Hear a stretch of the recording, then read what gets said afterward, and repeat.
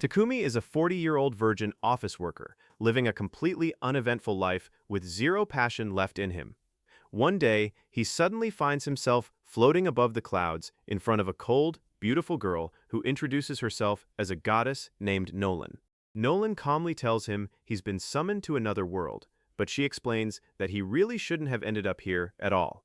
She immediately starts apologizing, saying that a boring, middle-aged man like him was never the intended target of the summoning spell used by the Holy Sidonia Empire, and he just got unlucky and caught in it. Nolan curses out the jerks in the Sidonia Empire for using a hero summoning spell even though it's forbidden. She's so furious at them that she pushed out a patch update for this entire world and sealed the dimensional gap connecting this world to Earth, which means Takumi can't go back home. Takumi panics hearing this, but then Nolan tells him it doesn't even matter, since his body was already destroyed during the accidental summoning process, and now he's just a soul. Takumi's devastated, mainly because he won't get to see how One Piece ends. Nolan tells him she can send him to this new world with some seriously overpowered abilities, so he can live out the icy fantasy world every man dreams of. She explains the Sidonia Empire's a mess right now, so she won't send him there. Instead, she'll drop him somewhere peaceful, far away from all that. She asks what kind of abilities Takumi Iruma wants, and he answers that he's a coward who hates fighting. Nolan decides to give him a set of production-based jobs like alchemy and blacksmithing by having him swallow a magic crystal. Takumi feels like his head's splitting open from all the new skill information flooding in, and then Nolan blasts him off to the new planet. When he wakes up and sees his reflection in a lake, Takumi realizes he now has the body of a 17-year-old, and he thinks he looks so handsome he wants to immediately act on his urges. After that, he checks the supplies Nolan left behind for him, including gold and food. Next, he checks the skills he's received and finds out he can use several different types of basic magic. Takumi starts exploring the area and finds a monster tree branch lying on the ground. His system tells him the branch can be used to craft high-quality weapons, so he immediately uses his blacksmithing skill to forge a spear. Next, he uses his analysis skill and finds out almost every plant around him is a medicinal herb, so he gathers a bunch of them and stores them in his item box. Suddenly, he hears a girl screaming, and a girl comes running straight toward him. She hides behind him and begs him to save her from a monster, and right then, a horned rabbit leaps out of the bushes. The rabbit lunges at the girl, but Takumi uses his spear to kill it in one hit. Because of that, he levels up and gets a warrior job class, even though he really didn't want it at all. The girl, named Molly, is deeply impressed and thanks Takumi for saving her life. Takumi asks if she can take him to her village, and she happily agrees. She asks Takumi to bring the horned rabbit along since it tastes delicious, and Takumi immediately stores it in his item box, only realizing afterward that he probably shouldn't have shown off his skills so casually. Meanwhile, 3 high school students find themselves in the Holy Sidonia Empire, and Empress Elizabeth comes out to welcome them. She tells the confused heroes she summoned them here to save the world. But the girl among them doesn't believe a word of it. Right then, she gets a special skill from Nolan that lets her make the right call just by following her instincts. Her instincts immediately tell her Elizabeth's a dangerous woman, and she needs to stay far away from her. Meanwhile, Takumi arrives at the village with Molly, where her parents thank him for saving their daughter. Takumi asks if he can stay in the village for a while, and they happily agree. They introduce Takumi to the local blacksmith, who tells him the forest around the village isn't just rich with medicinal herbs, there's also a natural mine nearby, perfect for any kind of craftsman. Takumi's thrilled to hear this. Molly's parents then tell him they don't actually have an inn in the village for him to stay at. Takumi says he can just camp outside, but the blacksmith says they could build him a house pretty quickly instead. The villagers gather and bring Takumi to an empty plot of land, which he flattens using his earth magic, though it drains most of his mana and leaves him dizzy. Even so, the villagers are seriously impressed, since mages are pretty rare around here. They help him build the house quickly, and Takumi uses his carpentry and blacksmithing skills to make some furniture for himself.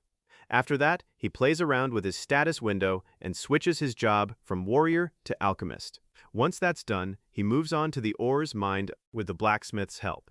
He's got copper, iron, and silver ore, plus a magic iron ore that can store mana inside it. Takumi's thrilled at the idea of doing alchemy and turning every kind of material into gold, and he throws himself into working on the iron ore with excitement. He doesn't need a furnace or fancy tools, since he can just use magic to remove impurities from the ore and then shape it into bricks. It burns through a huge amount of mana, but his enthusiasm keeps pushing him to work through it. Not long after, Molly comes to his house to invite him to dinner, only to find Takumi passed out on the floor, completely drained after burning through all his mana. She calls her parents over, who lecture Takumi and give him a mana recovery potion. The next day, Molly and her mother watch Takumi closely to make sure he doesn't overdo it again, which slows his progress down quite a bit. Still, he manages to purify more metal over the next few days and even makes some tools for himself, which levels up his alchemy job. In his free time, he helps the village blacksmith craft high-quality weapons using his magic, which levels up the blacksmithing job too. After that, he goes to Molly's father and asks to borrow some potions so he can try replicating their recipes. Molly's father lets him borrow a few basic potions and tells him he can sell whatever potions he makes later. Takumi heads home and starts brewing while praising his idols, Jesse Pinkman and Walter White. He makes a few blue magic potions just like his heroes, but finds the colors different from the original recipe. The next day, Takumi heads into the forest and starts eating poisonous plants he comes across, then purifies the poison inside himself so he can build up resistance and level up his purification magic. While he's recovering from eating one especially dangerous plant, a giant tusked boar attacks him. Takumi panics seeing the monster and tries to fight back with his spear, but the spear shatters the moment it touches the boar. He barely dodges its first attack, then fires off a spell, but neither attack does any damage. As he backs away, Takumi suddenly trips over a badly wounded poisonous spider. He figures he's now got two monsters to deal with at once, but then the spider leaps at the boar's face, distracting it. The boar rams into some trees trying to shake the spider off its face, then turns back to attack Takumi again. Takumi's nearly out of options, but then he gets an incredibly risky idea, though it's the only way he can think of to win. The boar charges him, and instead of dodging, Takumi charges straight at it instead. He uses his alchemy skill to break down the boar's brain, killing it instantly. After that, he stumbles over to the wounded spider, and to thank it for the earlier help, he heals its injuries. Takumi starts to head back, but his system tells him he's just tamed the poisonous spider. Takumi panics, but the spider looks up at him with puppy, dog eyes, and he's forced to accept it as a pet. He decides to name it Maple because of the pattern on its back, which causes the spider to evolve and gain the ability to speak. Takumi brings the spider back to the village, and everyone's shocked to see it. They're even more shocked to learn Takumi actually tamed it, since insect-type monsters usually refuse to be tamed at all. Takumi says that doesn't matter right now, and they should focus on the giant boar instead. The village throws a feast that night to eat the boar meat, and Molly's father gives Takumi the valuable materials harvested from it. He tells Takumi to head to the city and sell them for a good price, since someone as talented as him shouldn't limit himself to a simple village. Meanwhile, Nolan's been watching Takumi's progress and feels genuinely happy for him. Suddenly, another goddess shows up and asks Nolan if Takumi's actually special, since not only did she give him a new body and unique powers, she also sent him to this world a full year before Sidonia's summoning ritual even took place. A few days later, Takumi wakes up completely wrapped in Maple's silk thread. He gets angry and demands to know why she did that. Maple nervously explains she's been really busy lately and just wanted some attention from Daddy, so she was forced to do this. Takumi realizes he really hasn't been paying much attention to Maple since he's been so busy brewing potions. He tells her he'll take the whole day off to play with her, and Maple starts bouncing around with excitement. Right then, Molly's mother walks in with breakfast, and the moment she spots the spider sitting on top of Takumi, she starts suspecting he's got some weird, illegal fetish going on. Takumi tries to convince her he's not into being tied up by his pet spider, but Molly's mother spots the shimmering silk thread hanging from the ceiling instead, and her greedy side kicks in, terrifying both Takumi and Maple. The woman weaves a shirt out of the shiny silk thread, a luxury item usually only nobles can afford. Every woman in the village gathers to admire the shirt, and Maple instantly becomes a celebrity among them. Maple starts enjoying all the attention from the village women and tells Takumi she can't play with him today because she's busy.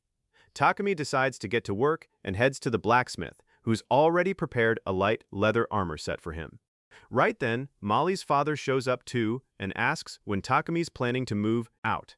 Takumi's caught off guard, since he'd actually been trying to figure out how to break the news to the villagers who've been so kind to him. But it turns out everyone already agrees he should head to the city so his talents can properly flourish. Both men tell him a merchant from the neighboring city will be coming through their village next week, and they've already arranged a seat in his carriage for Takumi. Takumi's deeply touched by this and thanks them sincerely. After that, he heads home and finds Molly's mother about to throw away the guts of a horned rabbit her husband hunted that morning. She mentions the horned rabbit's innards are actually the tastiest part of the meat, but they need to be cleaned and processed properly, something that can't really be done in this village. Takumi tells her he can use holy element magic to purify the meat right away. This shocks Molly's mother, who then warns him not to show off his purification magic to anyone, since very few people can actually use it, and it could draw unwanted attention his way. After that, Takumi spends the whole week improving the village. He builds a stone wall to protect it and even installs a hand pump for easier access to water. When the merchant Papik arrives the following week, he's shocked to see the wall. Molly's father and the blacksmith head out to do business with him, and Takumi soon joins them too. He introduces himself to the merchant, then tells Molly's father he's left 100 bottles of basic healing potions at his house, in case the village needs them. Papik's stunned seeing the healing potions, since they look incredibly high quality, and he asks if he can take a closer look. While he's busy examining them, Takumi says goodbye to Molly and the villagers, who've made him a special jacket using Maple's silk. After thanking everyone, Takumi climbs into the carriage, and the villagers wave him off. Takumi feels emotional, thinking about how this village really did become his home in this world. The heartfelt farewell even brings tears to the eyes of Papik's bodyguard. The blonde guy introduces himself as Heath, the redhead as Real, and the quiet one as Bogger. Papik explains they're a C-rank adventurer party he's hired as his escorts. They start chatting casually, and Real, the redhead, asks about the bag Takumi's carrying. Takumi reveals his pet spiders inside the bag. This shocks everyone, and Real leans in to get a closer look at the spider Takumi's tamed. Maple decides he must be some kind of pervert, so Maple headbutts him and then hops onto the lap of the bald guy instead, who holds her without any issue while the three adventurers scramble to compete for Maple's attention. Papik tells Takumi he wants to buy the healing potions he gave to the villagers earlier.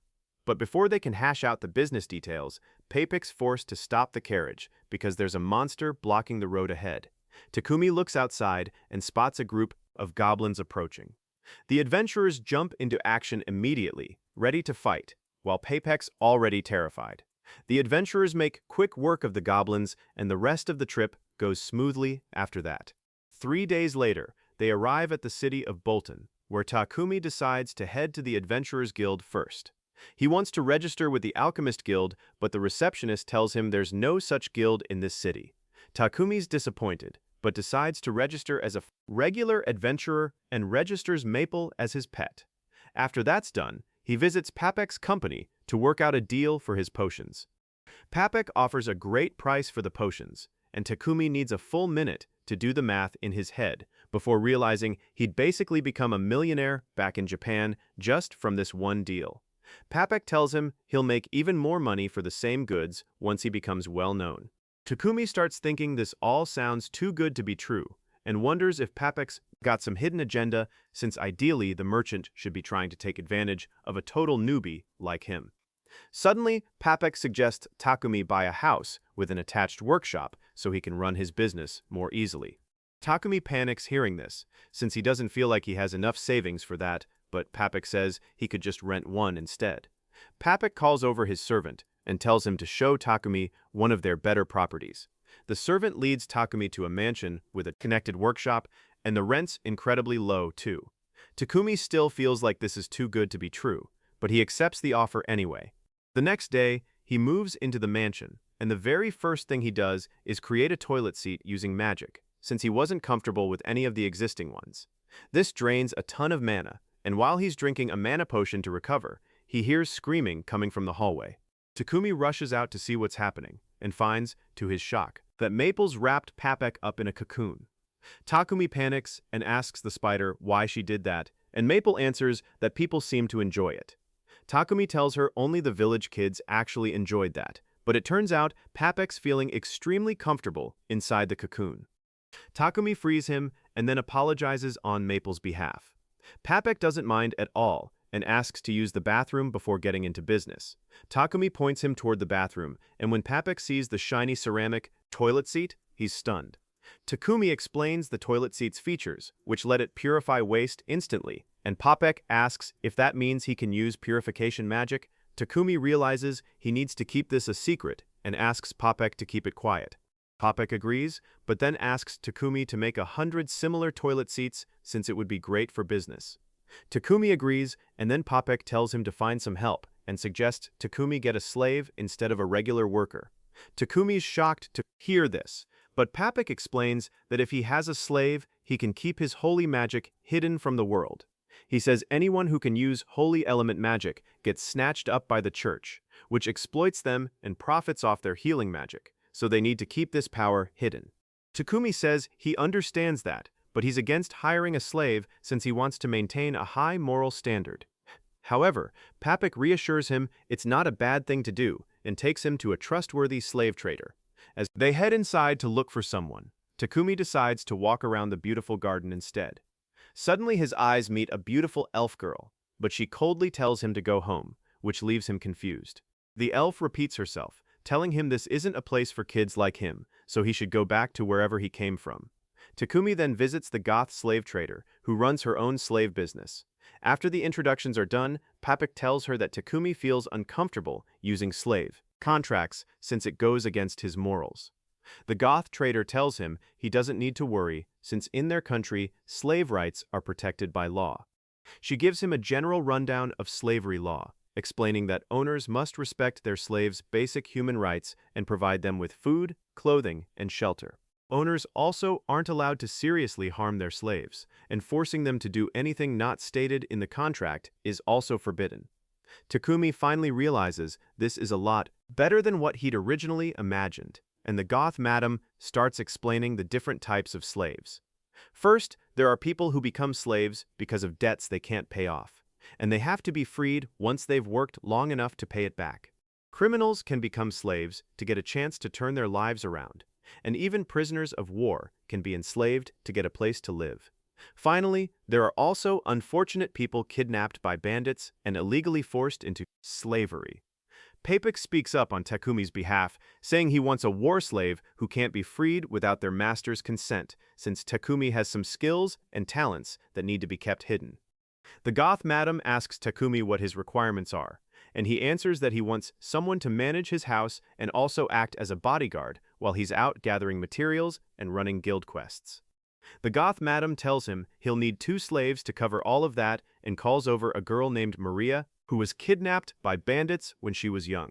Maria's well-educated and trained in housework, and Takumi's instantly drawn to her since she looks incredibly cute. Takumi tells Maria how big his house is, and she says she can handle everything on her own.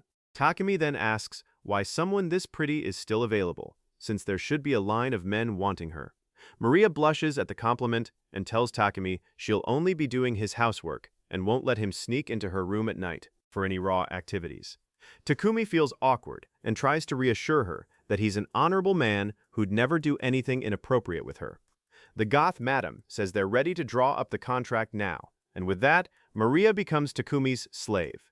The goth madam then tells Takumi they don't currently have a war slave available who could act as his bodyguard, but Maria reminds her they have a girl named Sophia. The goth madam says it's not her place to bring that up and tells Maria to go pack her things right away.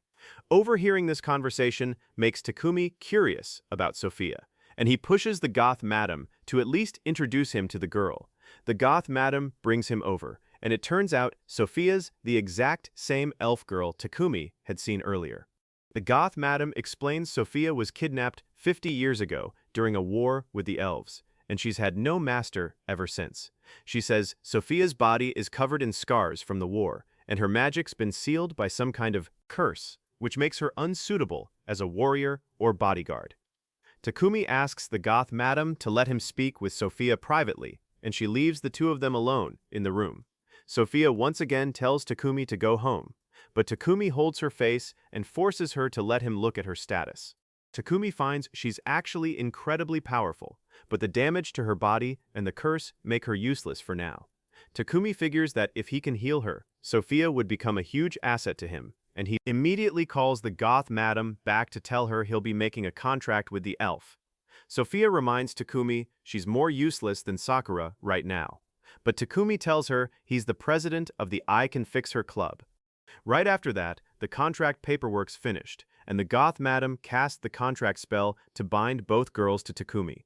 After that, Takumi heads home, but the moment he opens the door, Maple leaps at him, sending him crashing to the ground. Sophia panics, thinking she needs to get the monster off her master's head, but Takumi tells her to stop, since Maple's actually his pet.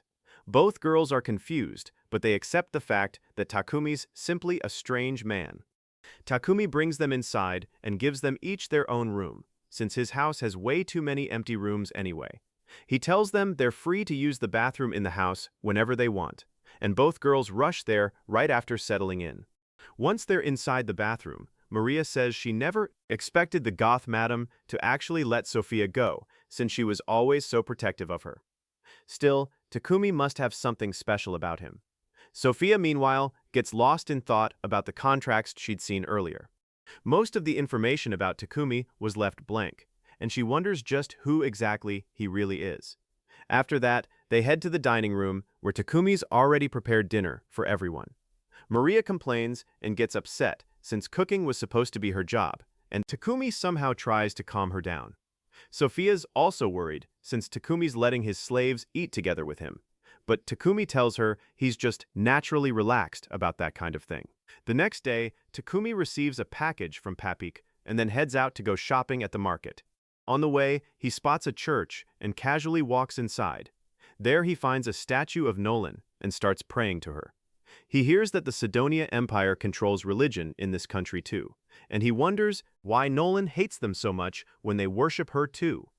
Suddenly, he hears Nolan's voice telling him she hates them because they're not part of her circle. Takumi opens his eyes and finds himself floating above the clouds again, and he panics, wondering if he's died again. Nolan tells him she just summoned him for a chat, and then she tells him about her relationship with Sidonia and its policies. She explains that originally there was the Church of Creation that worshipped her, but then the Sidonia Empire formed the Church of the Divine Light, which worships a god that doesn't even actually exist. Sidonia used its power to gain more followers and started pushing back the Church of Creation, but Nolan doesn't want to get involved in trivial human affairs. After that, she tells Takumi that while most of the blessings she gave him will last forever, she also gave him a small bit of protection that's about to run out. She warns Takumi that things might get harder for him to handle from now on, and the people he meets might actually want to hurt him. Takumi finally realizes that every good person he's met so far has been thanks to Nolan's blessing, but now it's all on him. With that, the prayer ends, and he finds himself back at the church. He heads straight home, and the moment he opens the door, Maple pounces on him again, knocking him down. The girls come over to help gather his things. Takumi notices Sophia holding onto his special package and quickly uses his item box to hide it from her. Then he rushes off to the workshop to run some experiments, but Sophia gets curious since the package was wrapped in magic paper. She wonders what's inside that needs to be protected so carefully and follows Takumi to the workshop. With fear in her eyes, Sophia watches Takumi dip a knife into a pot of poison and then cut his own hand with it before using holy magic to purify the poison so he can level up his holy magic and heal Sophia. Takumi groans in pain the whole time and then suddenly says Maria's name, which sends Sophia storming into the room to confront Takumi. She barges in and tells him she won't forgive him if he's done anything to Maria, then suddenly collapses right into Takumi's arms. Takumi finds she's completely exhausted and also slightly injured on her hand. Takumi tries to heal her, but it's extremely difficult and draining since the curse resists healing magic. Still, he manages to heal her, and his holy magic levels up in the process. After that, Takumi carries her to her room, and Maria tells Takumi that whenever Sophia gets too excited or anxious, she passes out from exhaustion. Takumi tells her this will be the last time that happens, and he casts a curse removal spell along with a high-level healing spell on Sophia, which heals her wounds and regrows her severed ear. When Sophia wakes up later, Maria shares the good news with her. Sophia's shocked to see her healed ear, and then discovers even her magic's returned. Maria suddenly hugs her and says she's completely healthy now. Sophia then goes to thank Takumi, who decides to clear up any misunderstandings between them. He tells her he'd poisoned himself and then used healing magic to level up so he could help her. He also explains he only said Maria's name because he'd accidentally thrown some of his poisonous potions into the trash.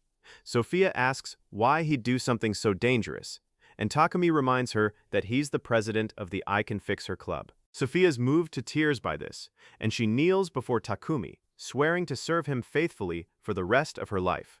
The next day, Takumi heads to the library to look for books on alchemy, and is deeply disappointed to find out there are only 4 books on the entire subject in the whole library. He wonders why more people aren't interested in alchemy when it seems so simple to him. Suddenly he realizes the books are written in an ancient language, and he's only able to read them because of the blessing he received from the goddess.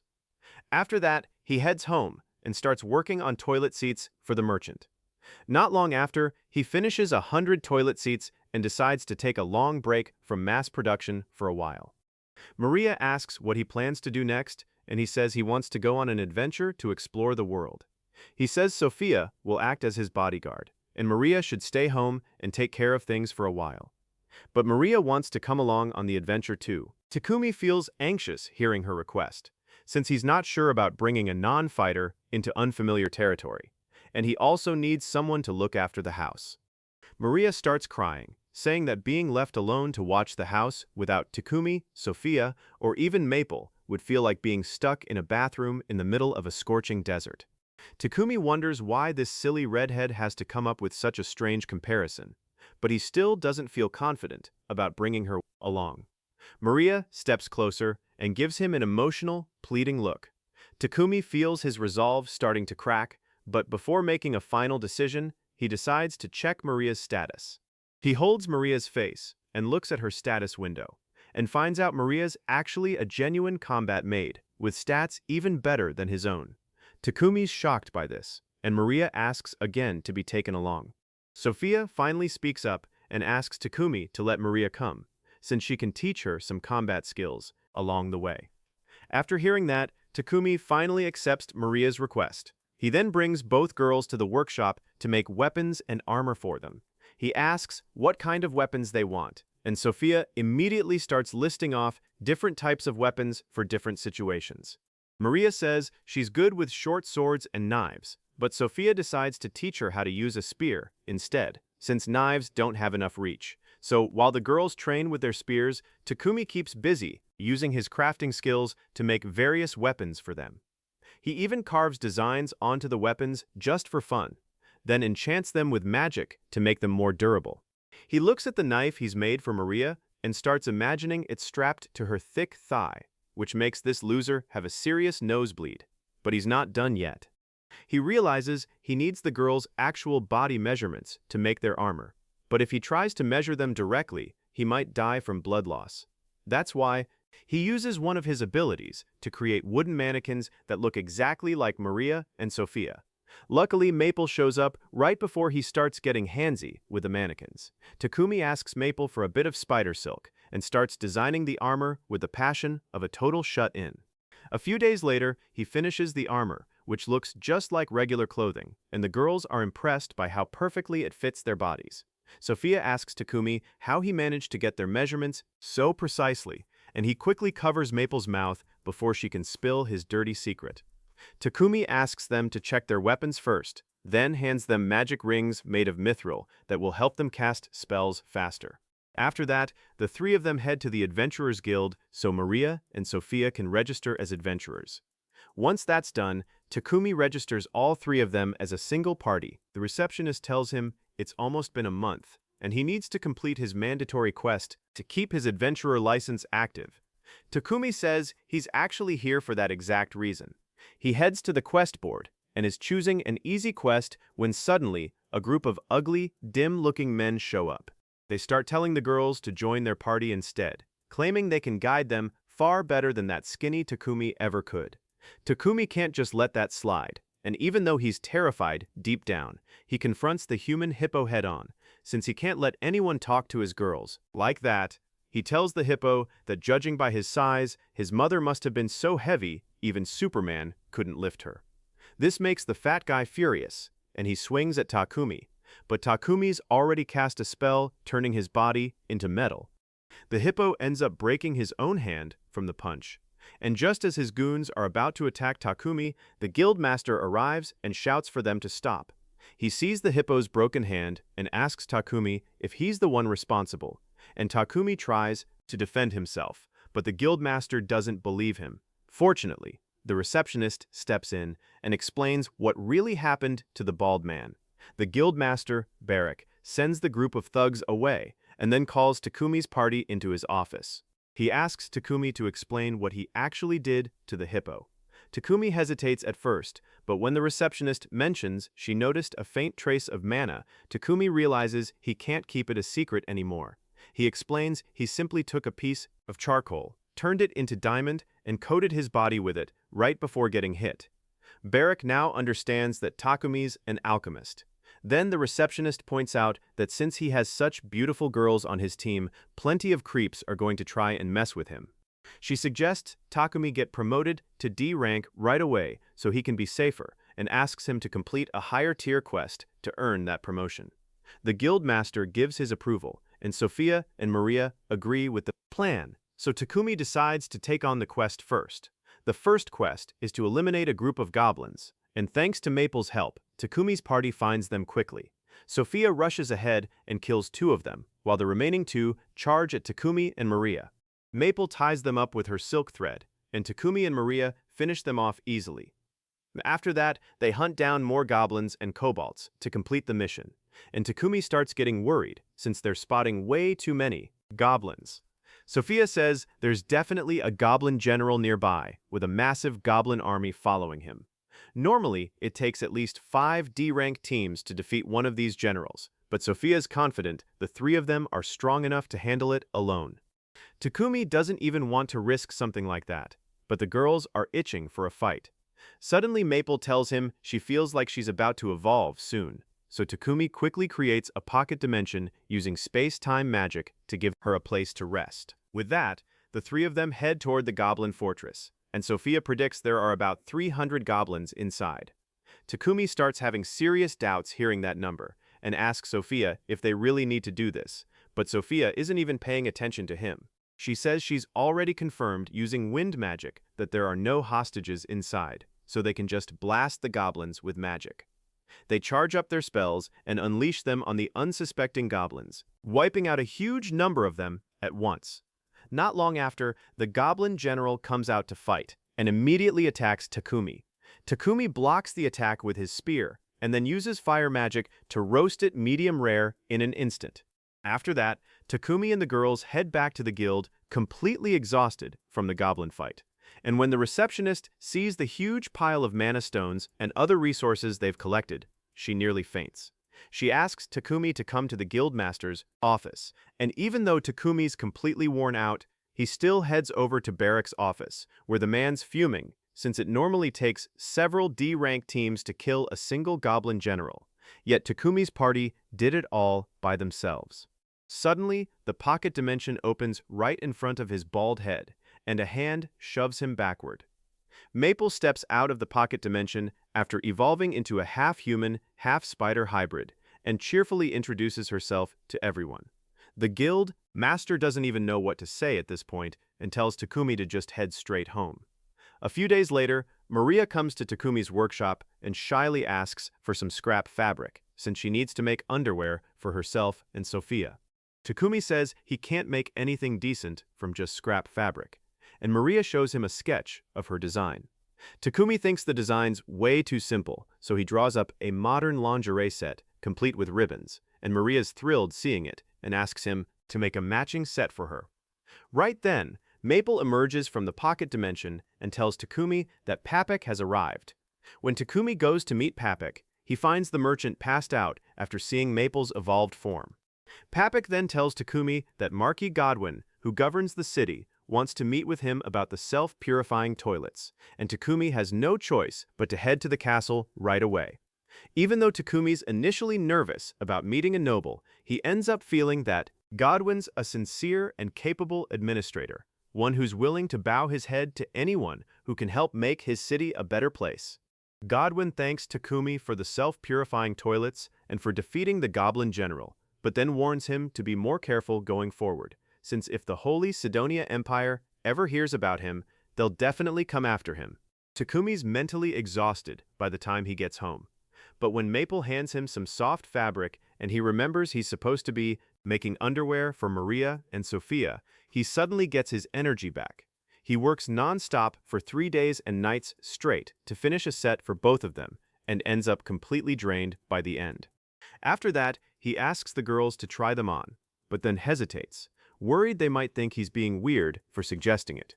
He ends up bolting to his room and shutting the door, even though the girls would probably have been more than happy to give him a look. A few days later, Takumi builds 3 refrigerators from scratch simply because he's craving ice cream. The girls feel a cool breeze coming from inside the fridge, so they open the door and just sit in front of it, while Takumi has no idea how he's supposed to explain ozone layer depletion to them. He starts thinking about how he combined iron with other elements to create stainless steel, then paired it with a magic tool that can cool the surrounding area to bring this kind of technology to life. He tells Maria the box can keep food cold and fresh for a long time, and Maria thanks him since she can now always have fresh ingredients to cook with. Takumi decides to keep the blue one since Sophia likes it and brings the other 2 to Papik's office to show him. He tells the girls he'll start on another project after this, upgrading their weapons. Sophia thinks they don't really need an upgrade right now, but Takumi says sooner or later they're going to head out on an adventure, and they should keep improving their gear until that day comes. He heads to the guild to learn about high-quality materials like mithril and adamantite, but the receptionist tells him those materials are too rare here, since there's no blacksmith who can properly handle them. She suggests Takumi try the blacksmiths in the Dwarven Kingdom instead, since they're far more skilled. Suddenly she remembers Takumi's an alchemist and tells him he could synthesize mithril himself, but it's extremely exhausting and inefficient.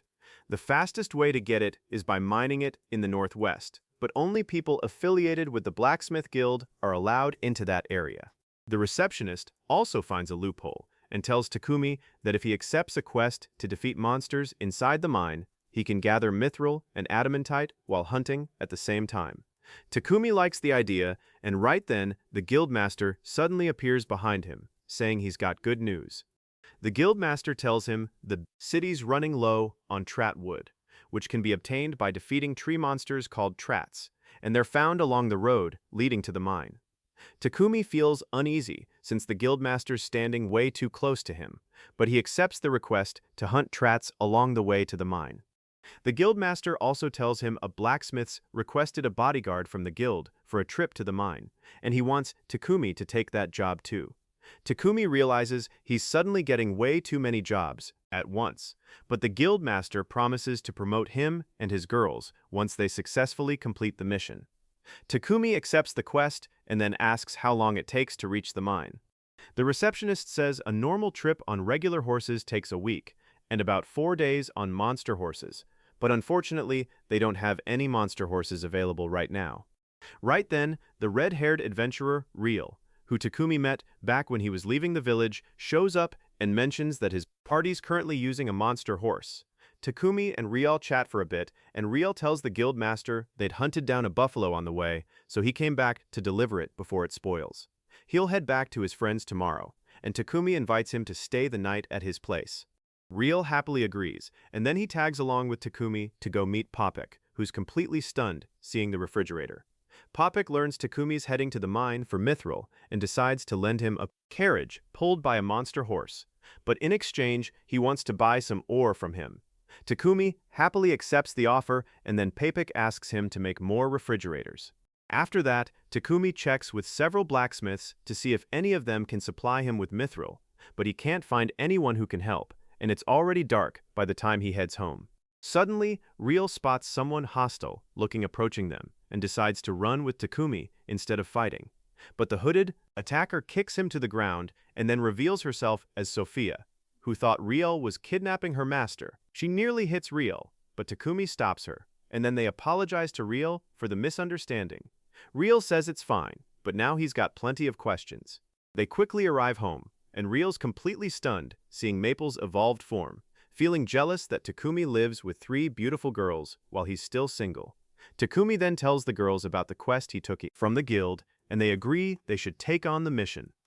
The next day, after Ryo leaves the house, Takumi starts working on their new weapons. He tries making a large tungsten sword capable of absorbing enemy mana, but it's incredibly hard to use his alchemy skill on the material. Somehow, he manages to turn it into a tungsten block and forges 2 swords out of it, but it drains all his mana. 3 days later, Takumi and his party set off on their trip together with the blacksmith toward Gambo. Once they reach the forest, where trats are found, they park the carriage at a safe distance and cast protective spells around it while they go hunt the tree monsters. Takumi has no idea what trats even look like, but Sophia's got experience dealing with them. She can tell which tree's actually a disguised trat, and on her signal, Takumi decides to strike the first one they find. The tree monster tries to fight back, but they easily block its attack and take it down. Suddenly, a large swarm of trats surrounds them, and Sophia tells Takumi they need to use magic to deal with it fast. They use wind magic to take down the tree monsters, while Maria buries them alive with earth magic. Takumi keeps using his weapon to fight in between spells, leveling up his combat skills along the way. Just when they think they've defeated every trat, their boss shows up. Sophia uses her magic to cut off its branches, and Maria and Maple back her up too. But the trat boss quickly regrows its branches and keeps attacking. Sophia tells Takumi to coat his sword with fire magic and strike the trat's main body to defeat it.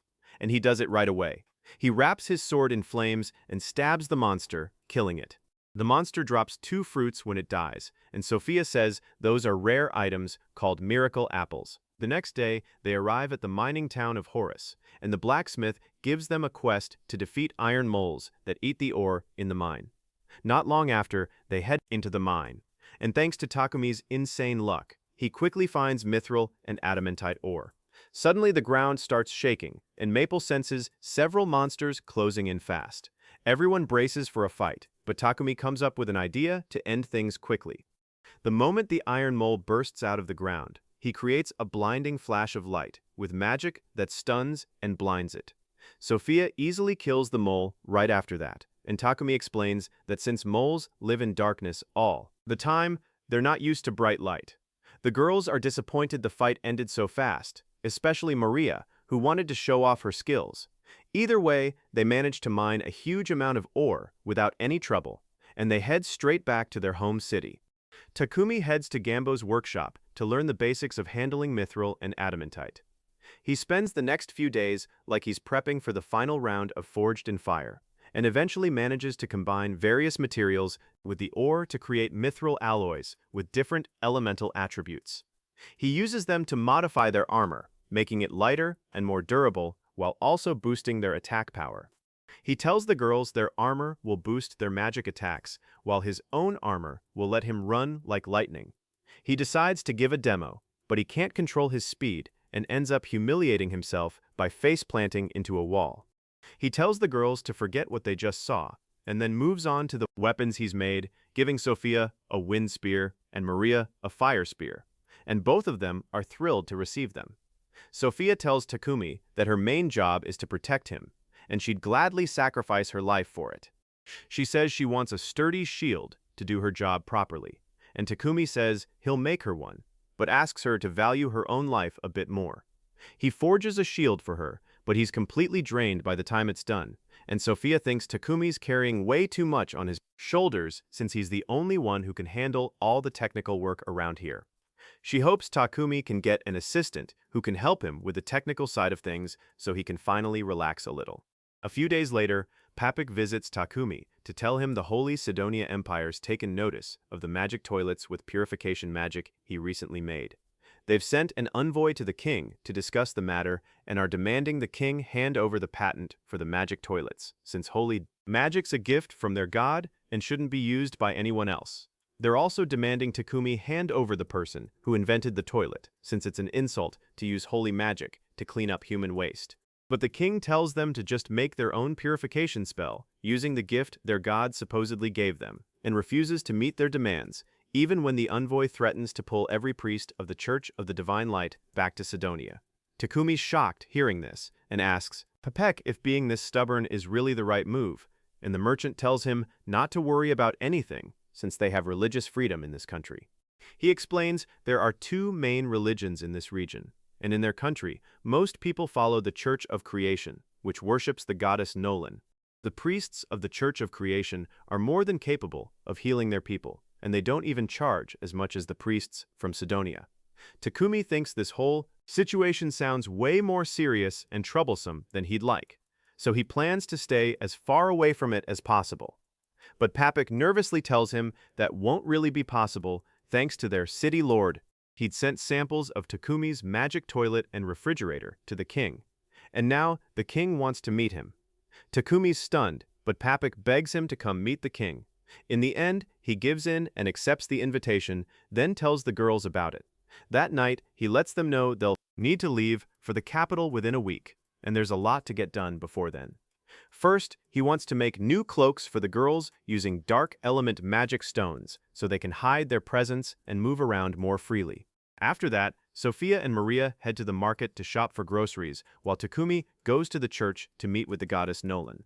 He calls her to her realm and asks if she'll bless him for prayer without offering anything in return. She'd heard Takumi's heading to the royal capital and tells him she'll grant him a blessing for safe travel if he gives her something first. But Takumi says he's got a few questions first. He asks about Anat, the goddess worshipped by the Church of the Divine Light, but Nolan doesn't really answer the question properly. She claims she's the only goddess and tells him he'll learn about Anat in due time. Takumi then tells her how the Sidonia Empire's taken an interest in him and asks what happened to the heroes they summoned. Normally, summoning heroes from another world would cause a ton of chaos, but he hasn't heard anything about them at all. Nolan nervously tells him she messed with the timeline a bit when she sent Takumi to this world. She sent him back a whole year in time, which means the heroes won't actually be summoned to Sidonia for a few more months. Takumi's shocked hearing this and asks why Nolan did that. Instead of answering his question, Nolan just tells him his visit's over and then punches him straight in the forehead, knocking him out. When Takumi opens his eyes, he's back at the church and starts wondering what exactly Nolan's trying to hide from him. But since he has no plans to meet the heroes anyway, he decides to just let it go. Right after that, he finishes the disguise cloaks for Sophia and Maria and tells them they'll be building their next carriage themselves, since he's sick of borrowing one every time they need to travel. The girls are thrilled hearing this, especially Maria, who tells Takumi they should look for a monster horse to pull their carriage out in the forest beyond the city, and if they're lucky, they might even find an even stronger beast. They head straight into the forest, and Maple's incredibly excited about the idea of another monster joining their group. Suddenly, a wolf monster bursts out of the bushes and charges toward them, but instead of attacking, the monster just runs right past them. Takumi realizes his disguise cloak's working perfectly, though Sophia's not thrilled about it, since she was hoping to fight some monsters for practice. Not long after, she kills a wild boar monster and decides to gather its meat for their trip. Meanwhile, Takumi and Sophia find a dead tree nearby and decide to gather its wood to build the carriage. While the three of them are gathering resources, Maple gets bored and irritated, so she wanders off alone and finds a bunch of dead trees along the way, deciding to figure out who killed them. As she's bouncing through the forest, she finds an injured dragon horse and immediately approaches it. The dragon horse strikes her with lightning, and seeing it so terrified and wounded reminds Maple of the moment she first met Takumi. She tells the horse it has an amazing master who could heal it, but just as she's about to leave and call for Takumi, two ant monsters show up. Maple realizes they're the ones who hurt the dragon horse, so she ties them up with her silk and throws them at it, letting it fry them with lightning.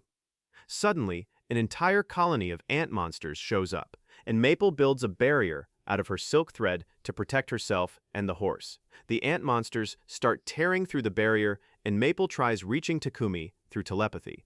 But he doesn't respond, and she starts worrying he's too busy gathering wood and has forgotten about her. She loses hope, thinking nobody's coming to save her since they've all forgotten about her and gone home. Then the dragon horse collapses too. Within minutes, the ant monsters tear the barrier apart completely, and Maple clings to the dragon horse, convinced she's about to die. But right then, she feels Takumi's hand on her head, and the moment she sees him, she throws herself into his arms, crying. Sophia and Maria had already cleared out the ant monsters outside, and Maple sobs, asking Takumi why he didn't answer when she called. Takumi tells her the thick silk barrier was blocking their telepathic connection, but he rushed over the moment he felt their bond weaken. Maple gets emotional and then begs Takumi to save the dragon horse. Takumi tries using healing magic on it, but the dragon horse refuses it, even though it's unconscious. Meanwhile, Sophia senses more monsters closing in and tells Takumi they need to leave right away. Maple begs Takumi not to leave the dragon horse behind, so he decides to bring it into the pocket dimension along with Maple.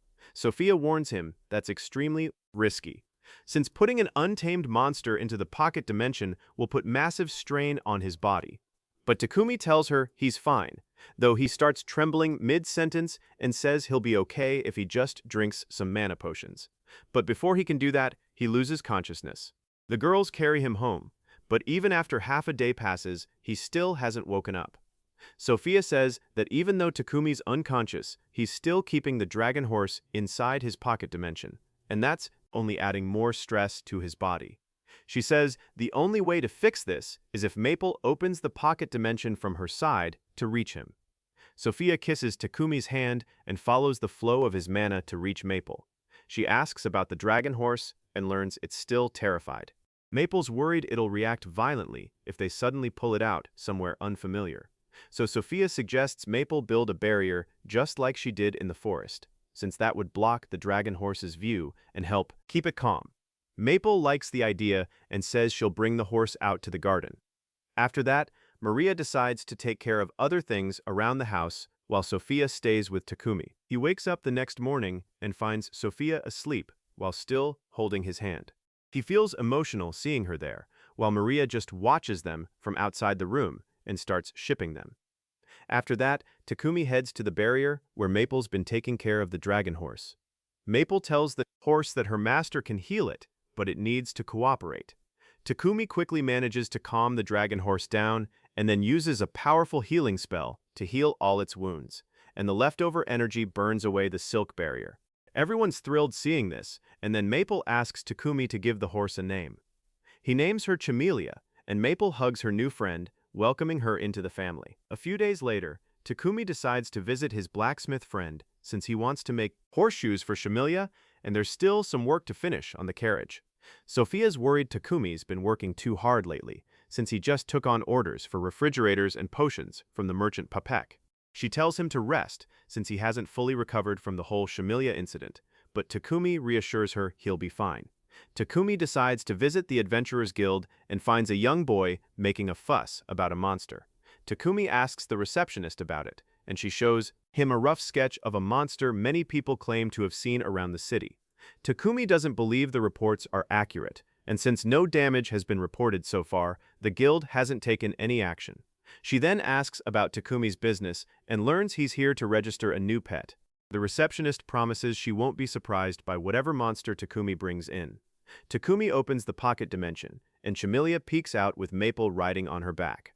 The terrified receptionist immediately matches their silhouette to the monster sketch. Everyone at the guild starts panicking once they recognize the combination of Chamelia and Maple as the monster they've been seeing, and before Takumi can even process the situation, the guildmaster firmly orders him to come to his office. Meanwhile, Sophia visits a slave trader she used to know and asks if she has any slaves who could help Takumi with his technical work. The goth madam tells her nobody fits that description right now, but she'll try reaching out to her contacts in the business to see if they can help. The goth madam comments that Sophia's changed a lot since she made her contract with Takumi. Sophia doesn't quite understand what she means, so she just thanks her and leaves. On her way, she runs into Maria, who's out shopping for groceries. They decide to go pick up Takumi from the blacksmith's workshop, but they're stunned to find him asleep on a pile of wood, hugging a log in his sleep. The blacksmith tells the girls Takumi's completely exhausted, but keeps pushing himself anyway, so it's no surprise he passed out in the middle of everything. He tells them there's no danger to him right now, but if he keeps working on such a brutal schedule, he could end up sleeping forever. The next day, Takumi finishes his luxury carriage, and the girls are stunned to find it's much bigger on the inside. Takumi tells them he watched a lot of Doctor Who as a kid, so he used space magic to expand the interior of the carriage. It's basically a fully furnished house with anti-shock features, so it won't rattle during travel. Sophia says this has to be the most luxurious carriage on the entire continent, but Maria, ever the proper one, is just happy she can still get her housework done during the trip. Not long after, they set off for the capital, and Shamilia runs at full speed while pulling the carriage. Maria and Maple have a blast riding up front, while inside, Takumi and Sophia don't feel a single bump thanks to how smoothly Shamilia runs. Shamilia quickly levels up, and not long after, Takumi's group runs into Papek and Lord Godwin, who's eager to see Takumi's carriage. The moment he steps inside, he's instantly stunned by all the luxury features, and he starts pressing Takumi to tell him the details, promising to pay a fair price to learn the secret behind it. But Godwin karate chops him and tells him to hold himself together. Papek calms down a bit after that, and Godwin starts praising Takumi's carriage. He says it's genuinely the most incredible thing he's seen in a long time, and if he had a carriage like this, both his reputation and his territory's reputation would skyrocket. Takumi realizes even Godwin wants him to build a carriage, but he's not ready to find out how much a noble would actually pay for one. Godwin says he'd happily pay 100 platinum coins for a carriage like this, and Takumi nearly passes out, since that's enough to make him a billionaire back in Japan. Either way, they continue their journey, and after a few days, they arrive at the royal capital. As soon as they reach the inn, Papek tells Takumi he should show off his carriage to the king to make him recognize Takumi's talent. He says both he and Godwin believe that if the king sees a carriage this incredible, he'll hold Takumi in high regard and reward him generously.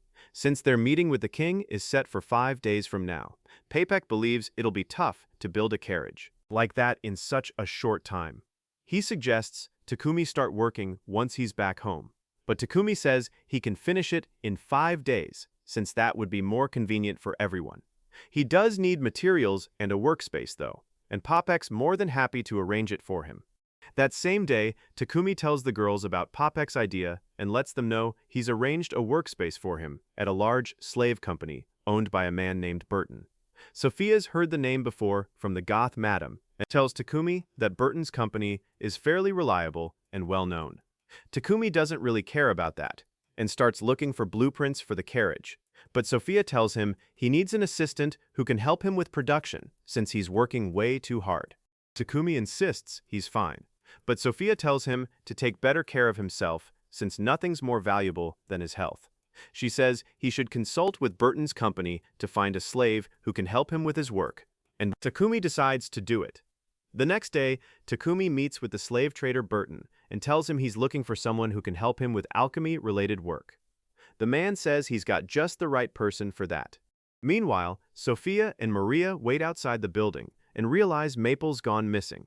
Sophia decides to go find her and bring her back before she causes a scene, but she's a little too late since a fox girl's already terrified after seeing Maple. Sophia scolds Maple for running off alone and then helps the fox girl, who starts feeling a bit interested after getting a good look at her. Sophia picks up her book, and the fox girl starts excitedly talking about her interest in alchemy. Either way, Sophia leaves the fox girl behind while carrying Maple out, but they run into Takumi along the way. Takumi says he was actually looking for her so she could join him in meeting a slave candidate, and Sophia happily agrees. It turns out the fox girl, named Riva, is exactly the person Burton referred to Takumi. Takumi tells her about the work involved, and Riva gets nervous since up until now, everyone's turned her down. Nobody's seen any value in her since she still has so much to learn, and since she can't find work, she can't send money to her sick mother. Takumi asks if she has any knowledge or interest in alchemy, and Riva goes quiet, thinking about how everyone's always told her it's a waste of time. But Sophia decides to step in and help, telling Takumi that Riva's been studying alchemy and magic on her own. Takumi gets curious about her progress, and it turns out the two of them have about the same level of alchemy knowledge. They instantly hit it off, chatting about complicated topics nobody else understands. Then, Takumi hands Riva an alchemy circle to test her knowledge. Riva immediately starts analyzing the circle and realizes it's actually a candy recipe, but she can't figure out what it means. She tries looking for the answer in her books, but there's nothing there. She starts feeling hopeless, afraid of being rejected again, but in the end, she can't find anything and starts crying. She tells Takumi the alchemy circle uses ingredients they don't have back in her hometown, then starts feeling like she's blown yet another chance at a job. But Takumi stands up and reaches out his hand to her, inviting her to join his group. Riva's shocked hearing this, since she never actually answered his question, but Takumi assures her she's shown more than enough understanding of alchemy to pass the test.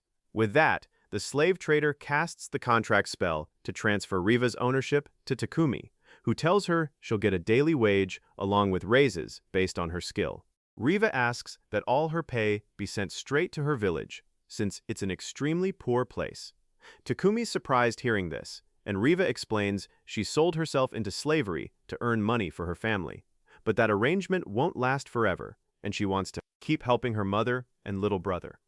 Takumi's a bit confused by this, since if Riva can't earn enough money, she'll never be able to buy her way out of debt slavery, but Sophia suggests he just accept the terms. She believes working under Takumi will make Riva more skilled over time, and her wages will eventually rise fast. And even if she can't free herself from slavery, she'll be happy serving a master like Takumi. With that, Takumi brings Riva to meet the rest of his group, and Maria and Maple are so excited they nearly scare Riva half to death. Takumi tells them to calm down and behave, but they insist they just wanted to give the new member a warm welcome. Riva's touched by their honesty and excitement, and she thinks working with them is going to be a lot of fun. Then Takumi takes Riva to the backyard of their inn, where he builds an adamantite carriage frame using alchemy. Riva's eyes light up with excitement watching a master at work, and Takumi tells her it's not as hard as she thinks. As she cleans and polishes the carriage frame, Riva has a bit of doubt that she might not be able to pull it off. But Takumi tells her the spell formula for this carriage is really similar to the candy recipe formula he showed her earlier.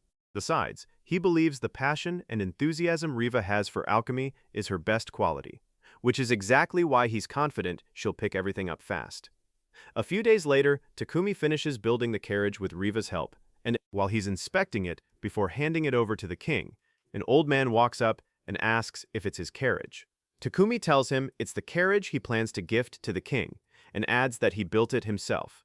The old man's impressed and tells Takumi he's even more brilliant than what he'd heard, and Takumi's surprised to learn he's actually quite famous. Takumi asks who the man is, and not long after, Papek and Godwin come running over, because the old man turns out to be the king of this country. Takumi panics, realizing he'd just been casually chatting with the king, but King Lobos tells him there's no need to be formal, since he's just naturally laid back like that.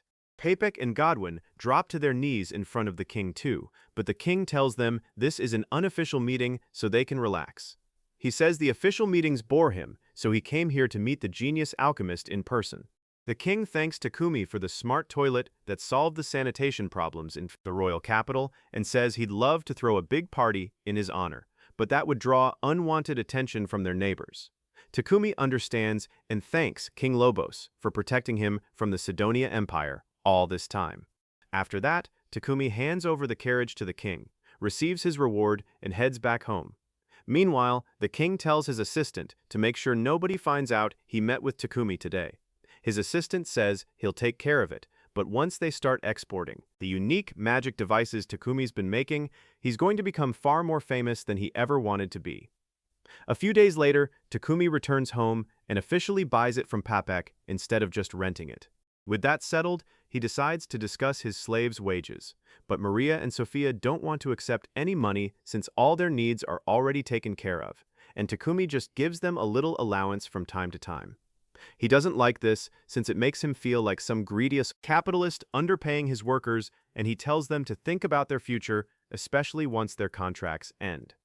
Sophia points out that as an elf, she'll live far longer than Takumi, and she plans to spend the rest of her life tending to his grave. Maria says she just wants to live one day longer than Takumi, so she can have a grave right next to his, and Takumi's left speechless in front of these two devoted worshippers.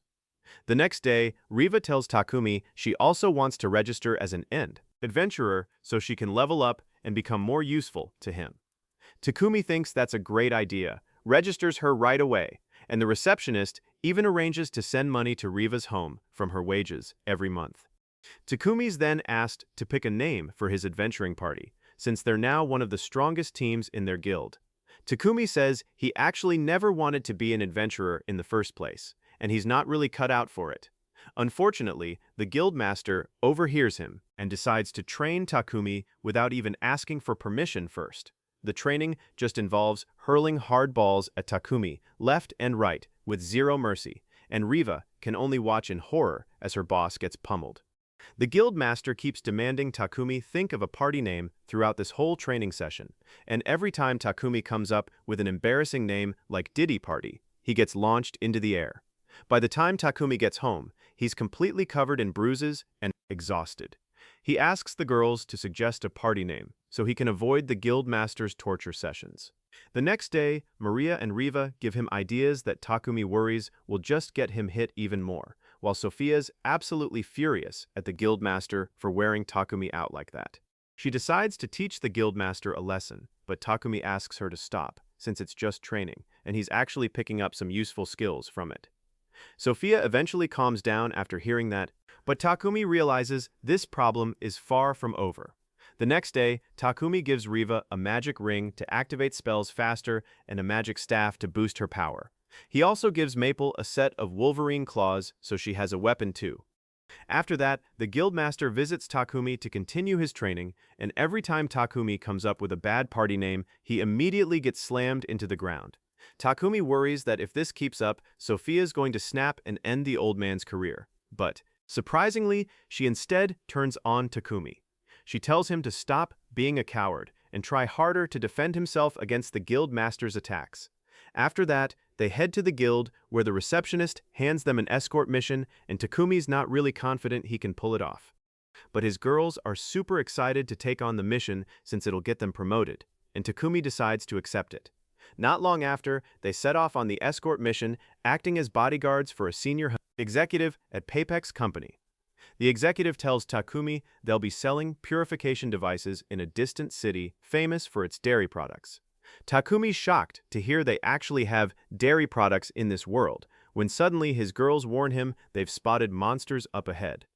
There's a territorial war breaking out between unicorn wolves and goblins right in front of them, and Maple decides to end the fight by ordering Shamilia to unleash a Pikachu-style attack, wiping them all out instantly. A few days later, they arrive at their destination, and while the merchant handles his business, Takumi takes his group to try some dairy-based dishes. He orders cream soup at a restaurant, and even though it doesn't taste quite as good as the soup he had back on Earth, it's close enough to give him a wave of nostalgia. That night, they try grilled cheese sandwiches, and the nostalgia digs even deeper into Takumi's heart. Now he's craving rice too, and Sophia tells him they do have a similar plant, but it's not grown in their country. Takumi's happy to hear they at least have rice somewhere, but when Maria tells him it's sold in the capital, he's crushed, realizing he just missed his golden opportunity. Sophia asks why he wants rice so badly, and Takumi can't exactly tell her it's because he's Asian, since she wouldn't understand. He just tells her he heard rumors about it and wanted to try it. He then turns the question back on her, asking if she's ever felt homesick or missed the food from her hometown after all these years away. Instead of giving a direct answer, Sophia starts licking Takumi's shoes. She says she spent years trapped in a cage because of her curse until Takumi freed her and gave her a chance to live freely. She says she treasures every moment now and looks forward to whatever new adventure comes next. She thanks Takumi for giving her wings, and suddenly she gets an idea for their party name. She thinks she got her wings the moment she came into this world too, and the one who gave her those wings was the goddess Nolan. She asks the girls what they think of the name Wings of Nolan for their party, and everyone agrees it sounds incredibly cool and stylish. 2 days later, they finish their mission and head home late at night, but the moment they step inside the house, Takumi starts feeling weak. He quickly realizes there's poisonous gas inside the house, but it's already too late, since the assassins who set the trap have already taken his girls hostage. Everyone's weakened by the poison, so they can't fight back, and one of the assassins approaches Takumi to finish him off. But Maple, hiding in the pocket dimension, manages to disarm the assassin, giving Takumi the chance to take him down. Another assassin abandons the hostages and rushes to attack Takumi, only to get taken down immediately too. After that, Takumi heals the girls and clears the poison out of their systems, and everyone's relieved nobody got hurt. Maple tells them there are even more assassins lurking around the house, but she'd already spotted them earlier while bringing Shamilia to her stable and had already cocooned them up before coming to help Takumi. Everyone realizes this is a serious problem, and Takumi immediately calls the guildmaster and the knights, who arrest the assassins and take them away. The guildmaster tells Takumi to inform Lord Godwin about this right away, since these assassins were most likely sent by the Sidonia Empire, and ignoring them would be the biggest mistake he could possibly make. The next day, Takumi goes to meet Godwin, who tells him the assassins who attacked him last night belong to the Divine Light Squadron, a group considered insane even within the Holy Sidonia Empire. They eliminate anyone they see as going against the teachings of the Church of the Divine Light, and they often act without anyone even giving them orders. Takumi's shocked and terrified to learn they're actual hired killers, not thieves like he'd hoped. Godwin believes the reason they're after Takumi is the magic toilet he invented. Priests used to have to purify those toilets using holy magic on a regular basis, and through that, the priests in Sidonia made a ton of money. Now that Takumi's taken away their main source of income, they want his head. Takumi wonders if he should leave town for a while, but Godwin and his subordinates tell him he'd actually be safer staying under their watch, since they can provide active support. The guildmaster says they need to figure out something for Takumi's safety during his adventures, and Takumi nervously answers that he'll just take a short break. But the guildmaster won't let him rest, since his party's ranked among the top 5 in their city, and he can't let them stop working, while Sophia reassures Takumi she'll protect him no matter what. The guildmaster ends up convincing Takumi to keep working as an adventurer. After that, Takumi heads to the Adventurers Guild to register his party's name, Wings of Nolan, and the receptionist tells him it's a pretty striking name. She also warns Takumi to be careful, since rumors about someone sending assassins after him have already spread, and most people assume he has a huge bounty on his head. That night, Takumi tells the girls about the receptionist's warning, worried that some bounty hunters might come after him soon. He feels bad about putting the girls in danger, but they tell him they'll protect him with everything they've got. Takumi feels better hearing that, but he doesn't want the girls or the knights spending all their time protecting him. To solve the problem, he comes up with an idea to build a magic barrier around the house that can block out anyone not registered with it. He decides to build a magic device to activate the barrier and tells Riva he'll need her help with it. Next, he starts thinking about the times they'll be out in the field doing adventuring work. Sophia suggests he recruit a tank to join the party, and all the girls firmly tell Takumi they won't let a man join the party, since they'd be prouder if his harem just kept growing instead. Takumi agrees with the suggestion, but he has no idea where to find a female tank or attacker to join. Sophia suggests he contact the slave trader, the Goth Madam, since that would be a good place to start.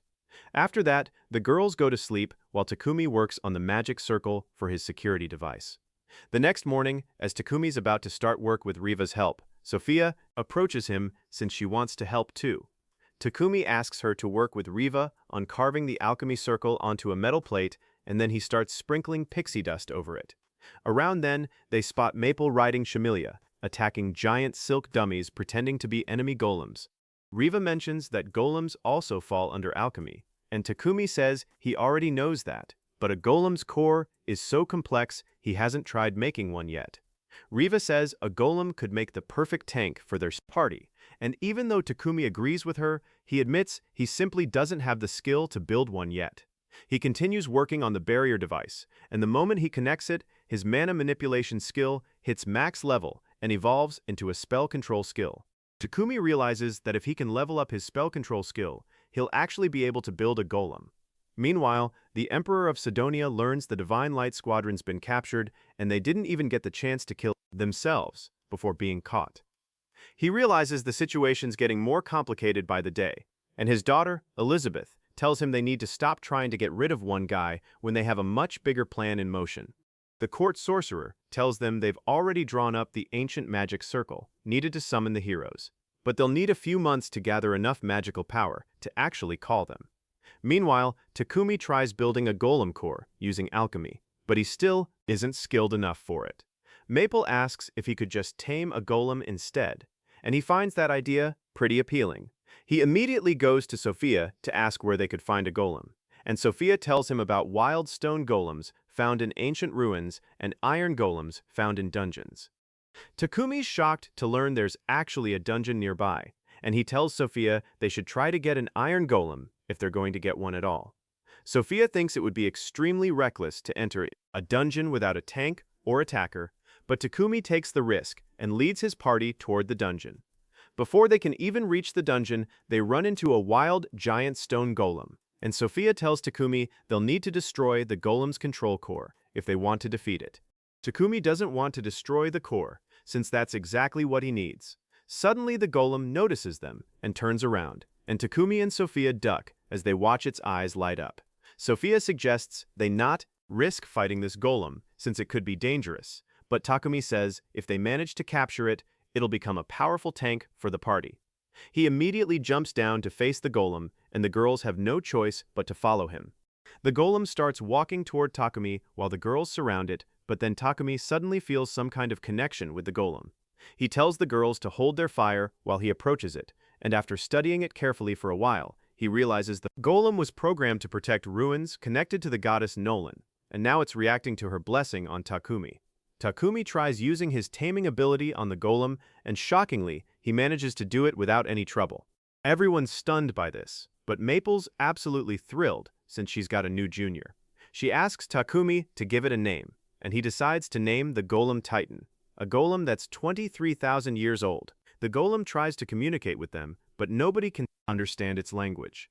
Takumi thinks he could give it a voice box, but bringing a golem like this back into the city would cause a panic among the people. Takumi says he could carry it in his pocket dimension, but it turns out to be unnecessary since the golem suddenly sheds all its weight and shrinks into a mini version of itself. Once they get home, Takumi starts designing a new body for Titan, but before building it, he decides to hold an important meeting with his slaves. He tells them people are after his life, but he doesn't want to put them in danger because of it. That's why he wants to dissolve their contracts and let them go home. The girls are shocked hearing this and tell Takumi they're not going anywhere while leaving him in danger, but he tells them he has Titan and his 2 pets. He says he'll pay them well so they won't have to become anyone else's slave afterward. But the girls aren't ready to accept that. Suddenly Maria points her spear at him, saying that if he wants to dissolve their contract, he'll have to go through her first. She starts getting angry at him for even thinking about sending them away in a situation like this, and both of them end up an emotional wreck. Sophia comforts a crying Maria while telling Takumi she understands he's worried about them, but he's insulted them in the cruelest way possible by telling them to leave him alone during his hardest moments. Takumi starts remembering how all the girls swore their loyalty to him, and he apologizes for pushing his own feelings onto them while ignoring theirs. He then asks them if they'll stay by his side and fight his enemies together with him, and the girls happily agree. A few days later, Takumi finishes building a new body for Titan using adamantite and mithril. He loads it up with weapons and defensive abilities, and now Titan can even talk. Not only that, Takumi fulfills his childhood dream of becoming a Power Ranger by building a massive version of Titan that he can climb inside and pilot like his own body. While Takumi cries tears of joy over his hard work paying off, Nolan, who's always watching him like her own personal Netflix, thinks he might be going a little overboard with the golem thing. Suddenly, Nolan's assistant approaches with bad news about the goddess Anet, worshipped by the Sidonia Empire.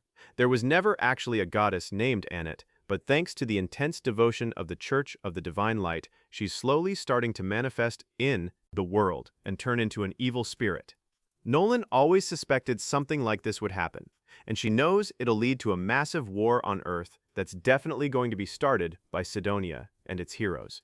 But she can't directly interfere in this world, which is exactly why she gave Takumi a new body and powerful blessings so he could be the one to save it. A few days later, Takumi and his party try exploring an A-rank dungeon.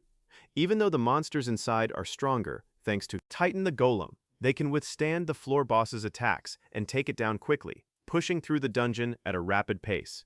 It only takes them one day to reach the dungeon's final floor. After that, they continue on and soon reach the boss room, where an S-rank Earth Dragon appears to face them.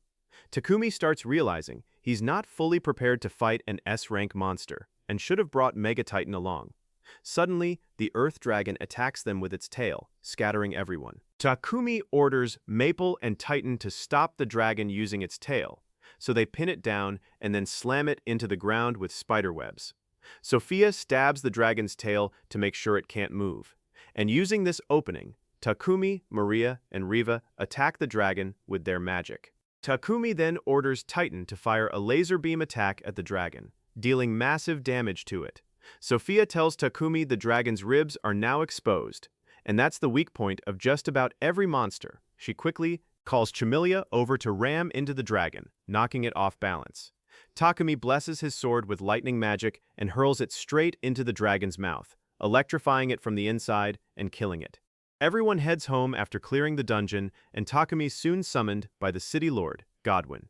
He starts talking about a part of his territory that hasn't developed into a human settlement yet because of the monsters living there. Takumi's already heard about that area and knows there's a mine there producing rare materials like mithril and adamantite. Suddenly, Godwin looks thrilled, realizing Takumi's interested in the area, and he asks him to build a village there. Takumi's caught off guard by the sudden request, and Godwin explains he's heard about Takumi's development work in another village, so he has high hopes for him. Godwin's assistant starts telling Takumi about a location near a river, far enough from monster habitats, which is where they're planning to build the village. Takumi seems to get swept up in the conversation. Sophia suddenly asks them to stop and reminds them that Takumi already has a kill order out on him, and building a village would draw attention to him from every direction. Takumi asks them to calm down and hear the details first. He then asks Godwin why he wants to develop the village in that area so quickly. Godwin starts telling a long story about how a year ago the kingdom was developing a village in another region, but because of some corrupt nobles, the work got permanently halted. The villagers lost their homes and became refugees. Now, Godwin's under pressure to build a permanent settlement for them as soon as possible. He says that's one of his reasons, and Takumi stops Sophia to ask about his other reasons as he accepts the job. Sophia's worried this isn't a wise decision, but Takumi tells her he can't just ignore people who've lost their homes. He starts talking about how he once lost his own home a while back, but because he met good people, he was able to find his way. Now, he just wants to pay that kindness forward. Not long after, Takumi and his group arrive at the site and start developing the village, beginning with building a tall wall along the border, using magic. They also dig a trench around the wall and reinforce it with alchemy. They split up the tasks of building roads, filling the canals with water, and clearing trees, quickly laying down the foundation for the village. After that, they build several houses and farmland. Once Takumi's satisfied with the results, he sends Sophia to the city to tell Godwin they're ready to welcome the refugees.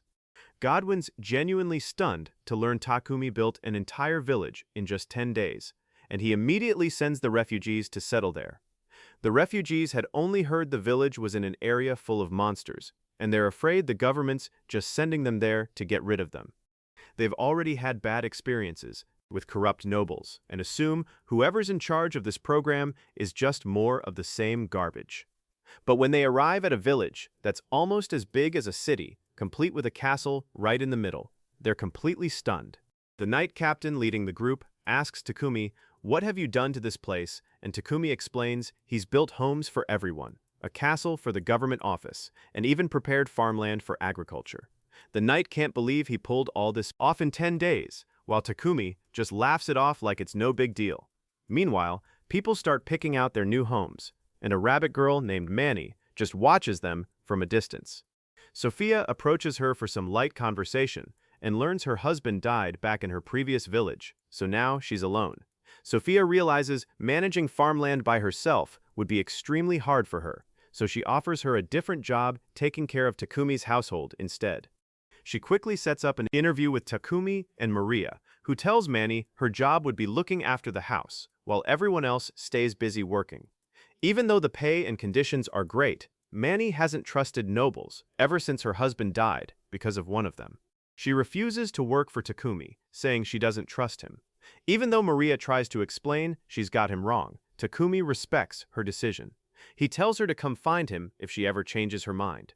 But Manny leaves the house, convinced he's just some lecherous animal only interested in her because of her looks. She's sure that after turning down his offer, her life in this village is about to become hell, so she decides to leave the village entirely. But 5 minutes after leaving the village, she runs into dangerous monsters. Meanwhile, Takumi's still struggling with the first rejection he's faced since coming to this world. When Maple warns him there's a monster attack happening, the villagers panic, thinking they're about to be sent to fight monsters like usual. But Takumi asks the night captain to lock down the village and protect the residents while his group handles the monsters outside. Some villagers come running to the gate and tell Takumi they saw Manny leave, and he promises to bring her back safely. They ride Mega Titan over the village wall while Manny runs back toward the village, only to find the gate already shut. 2 wolf monsters close in on her, and she's terrified she's about to die. Luckily, Takumi arrives just in time to save her, and right after that, the rest of his party returns after defeating the remaining monsters. Manny just stares at Takumi in awe when she sees the wound on his arm and immediately wraps it with her own handkerchief. She asks why Takumi was willing to risk getting hurt to save her, and Takumi answers that he won't let anyone hurt the people in his village. Manny realizes she was wrong about Takumi and asks to be taken on as his servant. Takumi accepts without any hesitation, and everyone happily welcomes her into the group.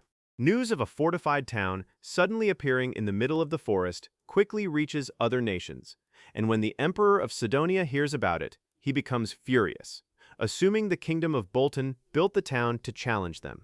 He starts considering launching a war when his daughter, Elizabeth, tells him he doesn't need to worry about anything since they're already prepared to summon the heroes who will help them dominate the continent. Not long after that, the Sidonia Empire summons 3 heroes using a forbidden spell, and a massive wave of energy spreads across the entire continent because of it. Takumi and his party feel a strange, terrifying mana surge extremely strongly, and suddenly he realizes it's been a full year since he was summoned to this world.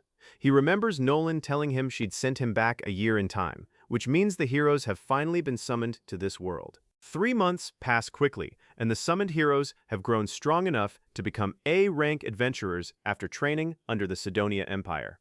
Elizabeth, the mysterious woman who summoned them here, says now's the perfect time for their debut on the global stage. Both boys immediately jump at the idea, since they've been wanting to show off their power to the world for a while now. Meanwhile, the girl who received Nolan's blessing to know who's trustworthy just by following her instincts isn't all that enthusiastic, but she decides to go along with the others anyway. Meanwhile, Takumi's been busy developing his town over the past 3 months.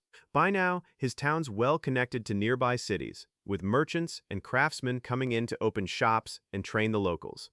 Takumi's girls have been hunting monsters around the town while he stays busy managing it. One day, Maple finds a strange alligator monster she's never seen before. Luckily, Sophia identifies it as a powerful monster that shouldn't exist in this region and immediately reports the discovery to Takumi. She tells him monsters from a neighboring region are starting to show up in their territory, and this must be connected to the wave of energy they felt 3 months ago. Takumi already knows that energy was caused by the hero summoning spell. That theory's quickly confirmed when the Night Captain comes to call him back to his previous city for adventuring business. He also tells him rumors about heroes appearing in the Sidonia Empire have started spreading. Takumi's girls are shocked hearing this, but Maria hopes the goddess sent heroes to Sidonia so they could steer the country back onto the right path. But Takumi knows that's just wishful thinking. Takumi quickly arrives at his previous city and heads to the Adventurers Guild to get information on what's been happening. The receptionist tells him there are 2 boys and a girl among the summoned heroes, and Sidonia's sent them to divine, light churches in other countries to show off their power. Takumi realizes from that description that the summoned heroes are from Japan too. But the receptionist then tells him to get straight to the main business. She tells him the Pex company has requested his party to act as bodyguards on their trip to the royal capital. Takumi happily accepts the job, and then his new maid, Manny, asks to be brought along since she'll feel lonely if they leave her at home. Takumi feels there might be danger on the trip that Manny isn't ready for. But Takumi's girls back Manny up, saying she'll be safer and happier with them. Takumi starts considering it, and then Manny uses her charm to get him to agree to her request. Meanwhile, the heroes are heading toward the kingdom of Barcula, where Takumi lives. Both boys, arrogant and drunk on their power and fame, keep complaining that their carriage doesn't have proper suspension. They start planning to grab some elf slaves from Barcula, even though that would mean breaking the country's own policy, and Akane's disgusted by them. She knows this world tour is the only chance she has to actually do something about the Sidonia Empire's evil actions, and her instincts tell her the answer lies in Barcula's capital. Meanwhile, Takumi and his party arrive in the capital and head to the guild to register the missions they've completed. Suddenly, the 3 heroes show up there too. They arrogantly order the other adventurers to make way for them, but nobody likes their attitude. A few adventurers try talking to them, assuming they're just overconfident rookies, but the boys knock them down and tell them to know their place in front of heroes. Suddenly, they spot Sophia and Manny and immediately take an interest in them. They tell Takumi to sell his elf slave and his rabbit girl to them, but he flatly refuses and goes back to talking with the receptionist. Both jerks feel insulted that Takumi would refuse an order from heroes. Even when Akane tries to stop them from causing a scene, they don't listen. They order Sophia and Manny to come with them, but the girls clearly tell them they'd never leave their master for anyone. This makes them furious, and the shorter boy draws his sword to attack. Takumi doesn't hold back and uses his alchemy spell to break down and snap his sword. Both arrogant guys get whiny and tell Takumi he'll pay for insulting heroes, but he reminds them they're the ones who just broke the Adventurer Guild's rules by attacking him. Seeing themselves surrounded by hostile adventurers, both boys quickly flee while cursing Takumi's name, and Akane apologizes on their behalf. They introduce themselves and realize they're both from Japan. But before Akane can say anything else, Takumi cuts her off and gives her the name of the hotel where he's staying, so she can stop by later. Takumi heads back to his girls. But by now, Akane's instincts are clearly telling her that Takumi's the person she's been looking for this whole time. That night, Takumi tells his party about his encounter with the heroes and how he gave Akane his hotel information, though he's now a bit worried about it. Meanwhile, Akane tries to reach the hotel with her slave without being spotted by Sidonia's guards, but she can't stay hidden for long. The guards start following her, telling her to come back, but Sophia and Maple show up to save her and bring her to their hotel room. There, Akane asks Takumi if he's from Japan, and he decides to tell her and the girls the truth, since they deserve to know. It turns out they easily accept the fact that he's from another world, and that the goddess Nolan sent him here with a special blessing. He tells them he just wanted to live a peaceful life, but now that they're tangled up with the heroes and Sidonia, that might be hard to pull off. Akane apologizes for dragging him into this, but Takumi tells her not to worry about it. After that, Sophia asks her what's actually going on with the 2 arrogant jerks she's with. Akane reveals they weren't like that when they first arrived in this world. She says their behavior changed over time, as they lived in Sidonia, and she believes something's been done to them. She explains she doesn't trust Sidonia, so she always casts a purification spell on her food before eating it. But the 2 boys were so busy training they never took any precautions at all. Akane then suddenly kneels in front of Takumi, begging him to save her and her slave Lulu, since she doesn't want to live in Sidonia anymore. Takumi feels awkward and asks Akane what she plans to do, but she doesn't know. Still, she wants to free Lulu first, since she hates the idea of enslaving anyone, and Takumi helps her by removing the slave collar around the girl's neck. Akane's happy seeing this, but Lulu hugs her, begging her not to throw her away. Akane tells her she'll just let her stay by her side as a friend, and Lulu's so moved she starts crying hearing it. After that, Takumi tells them they need to get as far from the capital as possible and invites them to come stay at his house. Akane isn't sure about imposing on him, but she accepts the offer anyway. Takumi and his group soon head home by carriage, while Manny and Maria serve Akane the cream soup they've cooked. Akane's stunned, seeing food from her home world here, and when she eats it, she starts crying because it tastes so good. Once they arrive home, Takumi holds a meeting with all his girls and tells them he's going to cancel their slave contracts soon, since he's now in far more danger than before. The girls get angry at him for spouting the same nonsense he said a few months ago, but he asks them to let him finish. He tells them he still wants them by his side, but as friends, which is exactly why they no longer need that contract. That's enough for the girls, and Takumi cancels their slave contracts. After that, he forges 2 holy swords for Akane, when suddenly he gets a message from the guild calling all rank B and higher adventurers to a new town, since there's a monster stampede happening there. Takumi and his girls quickly head to the guild, where the Lion Fang party's already waiting alongside the guildmaster. Takumi asks the guildmaster about the situation in his new town, and learns a monster stampede's heading right for it. The knight captains already asked the guild to send their best adventurers to help, but unfortunately most of the high-ranking parties are on other missions. Takumi's a bit worried about that, but the receptionist tells him the 3 parties they're sending for this mission are better than 100 other parties combined. The moment they hear about these 3 parties, the leader of Lion Fang panics, since he already knows who the third party is and he doesn't want to deal with them. Suddenly, the third party, Crimson, arrives, and their leader, Marilda, introduces her whole group made up entirely of girls. She greets Takumi's party and Lion Fang, but deliberately ignores Real, just to annoy him. The guildmaster then orders them to head to the new town and handle the situation until night reinforcements arrive, and they immediately set off in Takumi's carriage. Takumi leaves Akane and Lulu at home along with Titan to watch over them. Once they're inside the carriage, Takumi gives Sophia the holy sword he just made, and explains that this time he's made 2 unique swords. Sophia gets a sword that deals physical damage, while Takumi plans to use one that deals mental damage to enemies, even with the smallest scratch. Not long after, their carriage arrives outside the new town, and Takumi feels confident they still have time, since no monster can easily get past such a tall wall. But to Takumi's shock, he finds hundreds of winged monsters nearly clearing the wall, and even the ground-based monsters are starting to climb it. Realizing there's no time to waste, Takumi and the others immediately start attacking the monsters. They start slaughtering the creatures and easing the pressure on the guards trying to open the gate for them.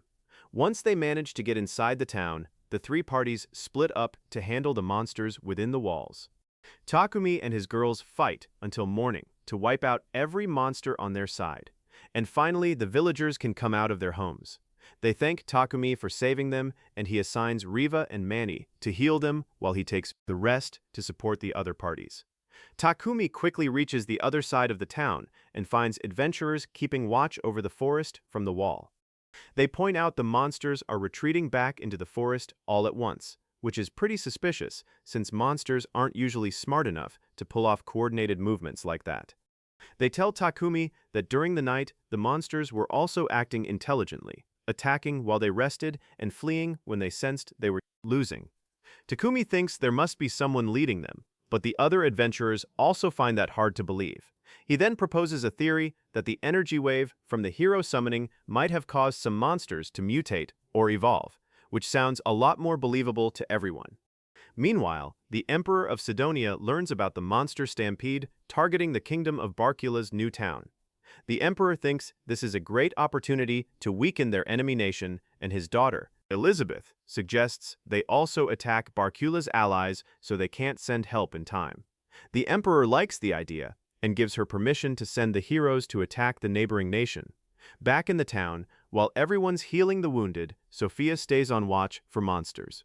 Suddenly, Riva comes over with her lunch and tells her Takumi's been acting stupid.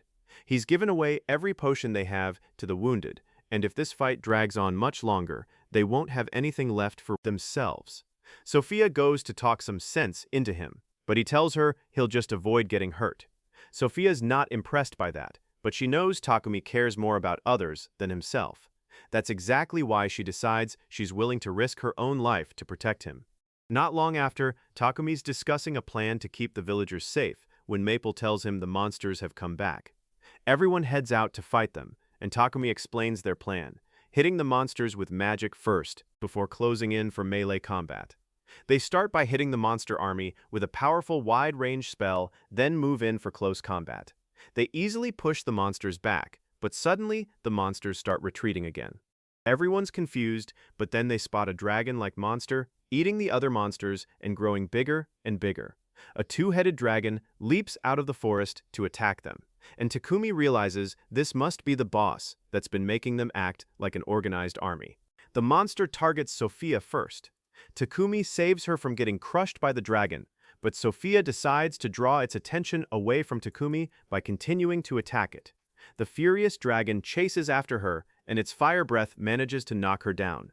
Luckily, Takumi's other girls arrive and bind the dragon before hitting it with everything they've got. The wounded Sophia throws her sword to Takumi, and by combining the power of both magic swords, he manages to defeat the dragon, passes out right after that, and Takumi immediately rushes to her side to heal her. He asks why she did something so reckless, and she tells him she just wanted to protect him. Takumi's upset and tells her not to throw her life away like that. Once he finishes healing her, the others come to tell him most of the monsters have fled, and they've handled the rest. Takumi feels relieved hearing that. Then, he suddenly passes out from using too much mana. He recovers the next day with his girls surrounding him, but Sophia just watches their cabin from a distance. A few days after helping rebuild the town, Takumi leaves with his party to head home. They throw a barbecue party once they get back, but Sophia's still depressed about what happened earlier. Takumi doesn't pay her much attention, so Maria and Manny push him to go talk to Sophia. He goes over to her with a plate of meat and tells her he knows she wants to protect him no matter what. But he doesn't want to lose her because of it. He tells her to stay safe and keep supporting him as his life partner until the end of his life, and an emotional Sophia promises she will. Not long after, Takumi visits the city lord to officially get permission to house Akane and Lulu at his place. Lord Godwin grants his permission and then tells him 2 of Sidonia's heroes caused a massacre in one of their allied nations. Akane's shocked hearing this and blames herself for not stopping those 2 jerks. But Takumi comforts her by telling her it's not her fault. Akane says she should have done something, but she also knows she'll soon get her chance to take a stand. She promises herself that when that day comes, she'll fight both heroes and stop them. After that, Takumi visits the goddess Nolan for guidance, asking if she sent him to the past to prepare for the threat posed by the summoned heroes. Nolan doesn't give him a direct answer, but tells him that everything now depends on him. Takumi promises her he'll protect this world, since there's so much in it he's come to love. And Nolan's happy to hear it. She hopes Takumi becomes the greatest alchemist who's ever lived, since that would guarantee this world stays safe and prosperous. If you enjoyed this recap, smash that like button and subscribe so you never miss the next episode breakdown. Drop a comment letting us know which character you are rooting for, and we will see you in the next one.